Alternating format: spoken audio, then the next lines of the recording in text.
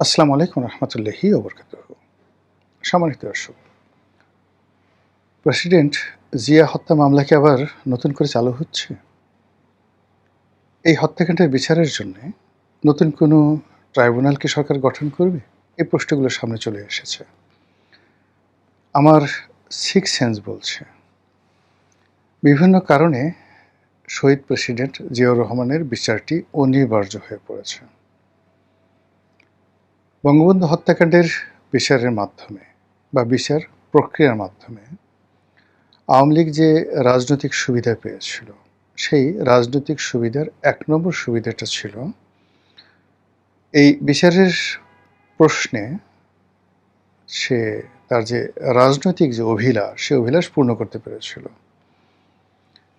২ নম্বর হলো যে এই বিচার প্রক্রিয়ার মাধ্যমে সে তার প্রতিপক্ষের মনে ভয় ধরিয়ে দিতে পেরেছিল এবং এই বিচার প্রক্রিয়া চালুকালীন সময় পুরো সময়টিতে আওয়ামী লীগের নেতাকর্মীদের মধ্যে একটা বন্ধন, একটা ঐক্য, একটা আবেগ নতুন করে তৈরি করতে পেরেছিল।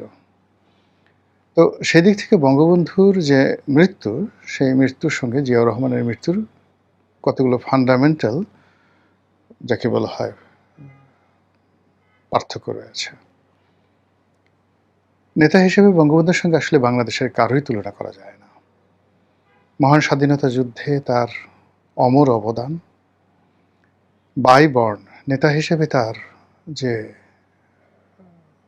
জন্মগত যে গুণাবলী, এরপর তার কর্ম, তার বিশালত্ব, এর কোনো কিছুর সঙ্গেই আসলে বাংলাদেশে অন্য কোনো নেতার তুলনা করা চলবে না। কোনো নেতা আছেন তার চেয়ে অনেক শিক্ষিত, অনেক নেতা আছেন তার চেয়ে অভিজাত বংশীয়, অনেক নেতা আছেন টাকা পয়সা তাদের বেশি ছিল, ডিগ্রি বেশি ছিল। বাংলাদেশে যত রাজনৈতিক নেতা আছেন, আপনারা আসলে হয়তো অবাক হয়ে যাবেন যে যত রাজনৈতিক নেতা, মানে যারা মন্ত্রী হয়েছেন, প্রধানমন্ত্রী হয়েছেন, তাদের মধ্যে সবচেয়ে বেশি প্রাতিষ্ঠানিক ডিগ্রি ছিল খাজা নাজিমউদ্দিন সাহেবের। এত প্রাতিষ্ঠানিক ডিগ্রি, ঢাকা নবাব পরিবারের সন্তান। তো ব্যক্তিগত জীবনে একেবারে মানে কেমন তার কথাবার্তা শুনলে, পোশাক-আশাক দেখলে আপনার কাছে মনেই হবে না যে এই লোক একজন পিএইচডি হোল্ডার ছিলেন, এই লোক একজন ব্যারিস্টার অ্যাট ল ছিলেন, এই লোকজন বাংলাদেশের সবচেয়ে বড় জমিদার ছিলেন বা নবাব ছিলেন। মনে হবে না। কিন্তু বঙ্গবন্ধু কোনো কিছু ছিল না। তিনি শুধু দাঁড়িয়েছেন। একটা জায়গাতে দাঁড়িয়ে আছেন, কোনো একটা জায়গাতে বসে আছেন। কাউকে টেলিফোন করেছেন, কারো বাড়িতে গেছেন, কিংবা কাউকে তার কাছে আহ্বান করেছেন। এটাই রাজনীতি। এটাই একজন মানুষের সবচেয়ে বড় প্রাপ্তি ছিল। এটাই সবচেয়ে বড় খবর ছিল এবং এটা এখনো পর্যন্ত মানুষের কাছে সবচেয়ে বড় স্মৃতি হয়ে আছে যে কবে বঙ্গবন্ধুর সঙ্গে তার দেখা হয়েছিল, কথা হয়েছিল। এই স্মৃতি কোনো অবস্থাতেই সেই মানুষটি ভুলতে পারেনি এবং মরার আগে সে তার সন্তান-সন্ততিকে বলে গেছেন। ফলে বঙ্গবন্ধুর সঙ্গে যারা চলেছেন তাদের নাতি-পুতিরা এখন মানুষের কাছে বলে বেড়ান যে আমার দাদার সঙ্গে অত সালে বঙ্গবন্ধু দেখা হয়েছিল, বঙ্গবন্ধু আমাদের বাড়ি এসেছিলেন, আমার দাদা অমুক বাড়িতে গিয়েছিলেন। এই হলো তার নেতৃত্বের বিশালত্ব। কিন্তু বাস্তবতা হলো যে যেই সময়টিতে তিনি নিহত হয়েছিলেন, সেই সময়টিতে ঠিক এখন শেখ হাসিনার যেমন অবস্থা রয়েছে ঠিক ওইরকম অবস্থা ছিল। মানে বঙ্গবন্ধু তার দলের ভিতরে, যাকে বলা হয়, প্রচণ্ড রকম প্রভাবশালী এবং জনপ্রিয় ছিলেন এবং তখনও পর্যন্ত বাংলাদেশে আসলে বঙ্গবন্ধুর বিকল্প ছিল না। কিন্তু তার যারা প্রতিপক্ষ তাদের কাছে তিনি বিরক্তি এবং যাকে বলা হয় অস্বস্তির একেবারে সর্বোচ্চ পর্যায়ে পৌঁছে গিয়েছিলেন। ফলে তার মৃত্যুর পরে মানুষ স্তব্ধ হয়ে গিয়েছিল। প্রতিপক্ষ এক ধরনের প্রতিক্রিয়া দেখিয়েছিল আর তার যারা নিজের যারা লোকজন আছেন তারা অন্য ধরনের প্রতিক্রিয়া মানে দেখিয়েছিল। ফলে সে তার মৃত্যুর পরে প্রায় ৬-৭ বছর ধরে আসলে বঙ্গবন্ধুর নাম উচ্চারণ করা যায়নি। আওয়ামী লীগের নাম বাংলাদেশে উচ্চারণ করা যায়নি। এমন এমন এলাকা ছিল যে এলাকাতে আওয়ামী লীগ যারা করতেন তারা মরে গেলে তাদেরকে দাফন কাফনও মানুষ করতে চাইতো না। কিন্তু জিয়াউর রহমানের ঘটনাটা ভিন্ন। নেতা হিসাবে জিয়াউর রহমান হয়তো বঙ্গবন্ধুর একেবারে ধারের কাছেই নন পলিটিক্যালি, কিন্তু এজ এ প্রেসিডেন্ট হিসেবে তিনি প্রচণ্ড জনপ্রিয় ছিলেন সকল মানুষের কাছে, আওয়ামী লীগ, বিএনপি, জামাত সবার কাছে। মানে যারা খুব স্বার্থবাদী লোক তাদের কথা আলাদা, কিন্তু ইন জেনারেল যারা মানুষ তারা জিয়াউর রহমানকে ভালোবাসতেন, জনপ্রিয় ছিলেন। যেমন আমাদের পরিবার, আমরা মানে যাকে বলে একেবারে আপাদমস্তক আওয়ামী লীগ করি। কিন্তু যখন জিয়াউর রহমান মারা গেলেন আমাদের সদরপুর বাজারে, ওনার সেই মৃত্যু উপলক্ষে কবিতা বের হলো। সেই কবিতার একটা বই আমরা কিনলাম, কিনে সেটা পড়ি আর কাঁদি। মানে আমার সঙ্গে মানে কোনো রাজনৈতিক সম্পর্ক নেই, কিন্তু এই ছিল তার জনপ্রিয়তা। তো যা হোক, এখন সেই জিয়াউর রহমান জনপ্রিয়তার সর্বোচ্চ শিখরে যখন, ঠিক সেই সময়টাতে তিনি নির্মমভাবে নিহত হলেন। তিনি সেনাবাহিনীর মধ্যেও অসম্ভব জনপ্রিয় ছিলেন। সেনাবাহিনীর অফিসারদের মধ্যে, মুক্তিযুদ্ধপন্থী যারা কর্মকর্তা তাদের মধ্যে অসম্ভব তিনি জনপ্রিয়তা ছিলেন। এবং থার্ড হলো, তার দল ক্ষমতায় ছিল এবং তার মৃত্যুর পরে ক্ষমতাটা অন্যের হাতে যায়নি। আবার নির্বাচন হয়েছে, পার্লামেন্ট বহাল ছিল, আবার নির্বাচন হয়েছে। সেখানে জাস্টিস সাত্তার বিপুল ভোটে নির্বাচিত হয়েছেন। কিন্তু তার যে বিচার, সেই বিচারটা মূলত সামরিক আদালতে সেইভাবেই হয়েছে। এটার কোনো পলিটিক্যাল কানেক্টিভিটি খোঁজা হয়নি ওই সময়টাতে। সাম্প্রতিক সময় দেখা গেল যে ওই বিচারে, সামরিক আদালতের বিচারে, যে সাজাপ্রাপ্ত যারা ছিলেন তাদের মধ্যে একজন ধরা পড়েছে সাম্প্রতিক সময়। এখন এটা নিয়ে কী কী রাজনীতির সমীকরণ হতে পারে সেটা পরের বিষয়। প্রথমত হলো যে সরকার সম্ভবত এটাকে পলিটিক্যালি ব্যবহার করতে চাইবে।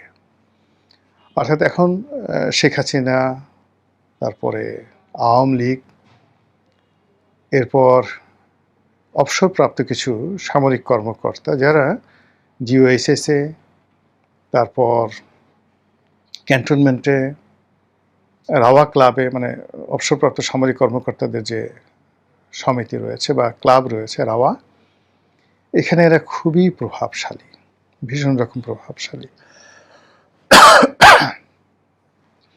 এই প্রভাবশালী গোষ্ঠীর কাছে একটা মেসেজ দেওয়া, তাদেরকে দৌড়ের উপর রাখা, এবং প্রায় প্রতিদিনই এই হত্যাকাণ্ড নিয়ে যে সকল স্টোরি ছাপা হবে সেগুলো মানুষকে ভীষণভাবে আবেগ আপ্লুত করবে।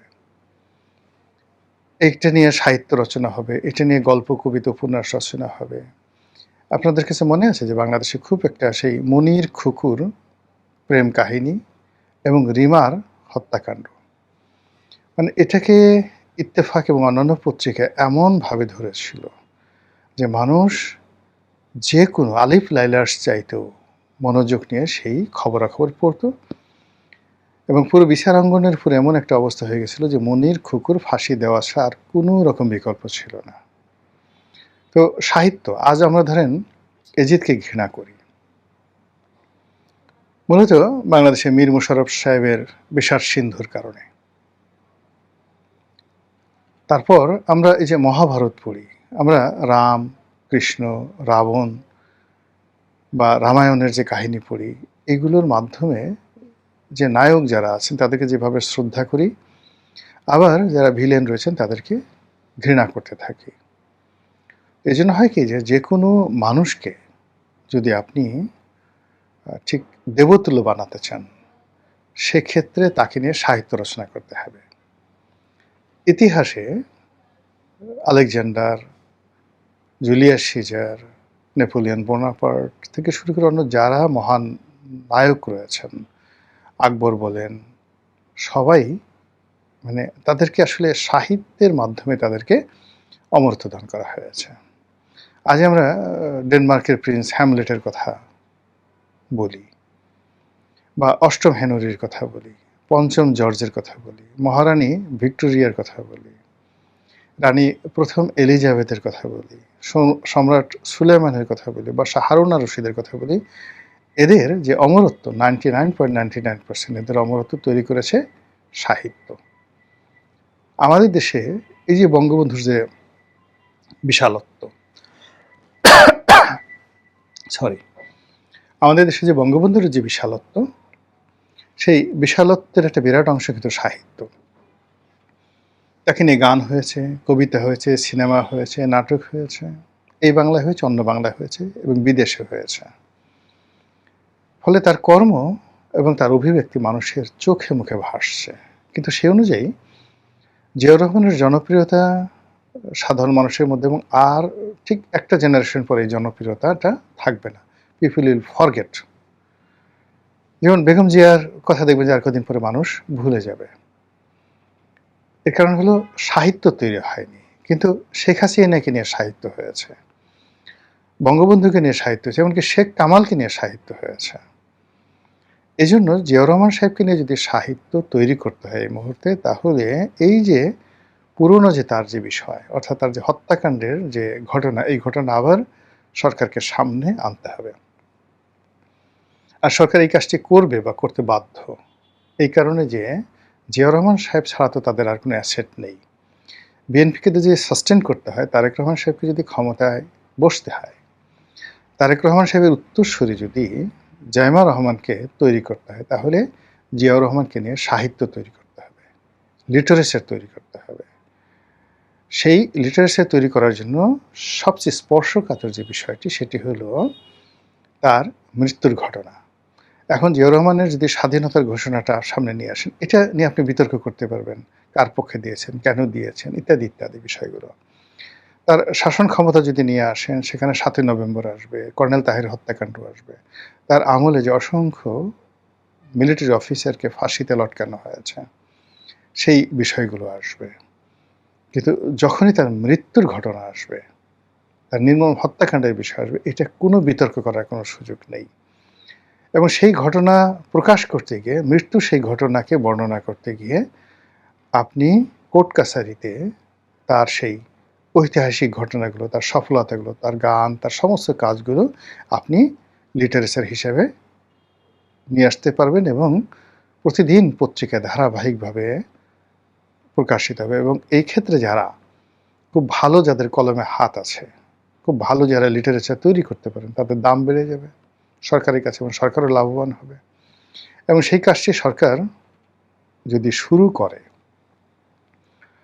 এবং সরকার সেটা শুরু করতে পারে, এটা বলা যায় না। এতে করে আপাত দৃষ্টিতে তাদের যে রাজনৈতিক সুবিধা, প্রথমত তারা এই জিয়াউর রহমান হত্যাকাণ্ডের সঙ্গে শেখ হাসিনা জড়িত, এটা বলার সঙ্গে সঙ্গে বিএনপির ৬ কোটি মানুষ একদম রেজিস্ট হয়ে যাবে, সঙ্গে সঙ্গে রেজিস্ট হয়ে যাবে এবং কোনো কথা বলতে পারবে না। কিন্তু আপনি শেখ হাসিনা এই ১৪০০ মানুষকে হত্যাকাণ্ডে ঘটিয়েছেন ইত্যাদিতে নানা রকম ঘটনা, এটার ব্যাপারে আপনি নানা রকম ন্যারেটিভ তৈরি করতে পারবেন, দেশে বিদেশে অনেক চাপ তৈরি করতে পারবেন শেখ হাসিনার পক্ষে, এবং তার ন্যায় বিচার প্রতিষ্ঠা করার ব্যাপারে আপনি অনেক কিছু করতে পারবেন। কিন্তু যদি আপনি জিয়াউর রহমানের হত্যাকাণ্ডের সঙ্গে শেখ হাসিনা জড়িত, অমুক অমুক জড়িত, অমুক তোফায়েল সাহেব জড়িত, মরণোত্তর বিচার হবে, এই সকল ঘটনা যদি আপনি সুন্দরভাবে উপস্থাপন করতে পারেন, তাহলে মোটামুটি আওয়ামী লীগকে ঘেঁষাং করে দিতে পারেন। এবং সেই কাজটি করার জন্য যদি এই যে এই মুহূর্তে জিয়াউর রহমানের যে হত্যাকারী, তাকে গ্রেপ্তার করা হয়ে থাকে, এটা একটা আমি মনে করি উপলক্ষ। দ্বিতীয় যে ঘটনাটা হলো যে এই কাজটি হয়তো ভারত করেছে বিএনপিকে খুশি করার জন্য, কিন্তু ভারতের প্ল্যান অনুযায়ী বিএনপি যে সব কাজ করবে, নট লাইক দ্যাট। এমনও হতে পারে যে এই ঘটনার সঙ্গে এখন বাংলাদেশে একটা ভারত বিরোধী মনোভাব চাঙ্গা হয়ে আছে।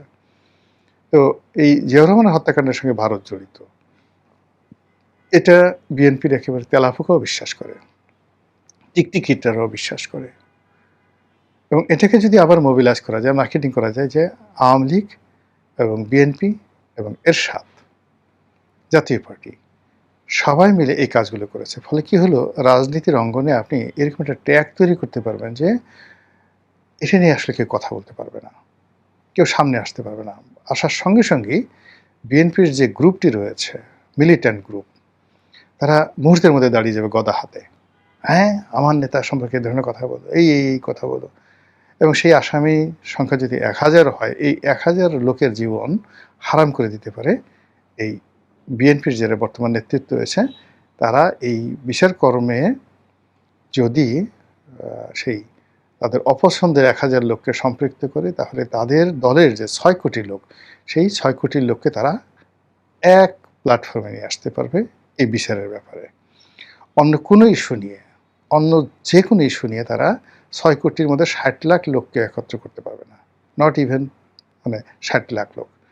এর কারণ হলো যে এখানে পক্ষ আছে, বিপক্ষ আছে, আঞ্চলিকতা আছে। এমনকি তারেক রহমান সাহেবকে নিয়ে অনেক বিতর্ক আছে। কিন্তু যখন জিয়াউর রহমানের বিষয় এসে যাবে এবং তার হত্যাকাণ্ডের বিষয়টি এসে যাবে, তখন সঙ্গে সঙ্গে এই যে তাদের যে পলিটিক্যাল যে বেনিফিট এই মুহূর্তে দীর্ঘমেয়াদে ক্ষমতায় থাকার বেনিফিট, এটি তারা যে ব্যবহার করবে না, এটা আমি অন্ততপক্ষে বুক ফুলিয়ে বলতে পারছি না বা বুকে হাত দিয়ে বলতে পারছি না। মহান আল্লাহ আমাদের সবাইকে হেদায়েত দান করুন এবং হেফাজত করুন। আসসালামু আলাইকুম ওয়া রাহমাতুল্লাহি ওয়া বারাকাতুহু।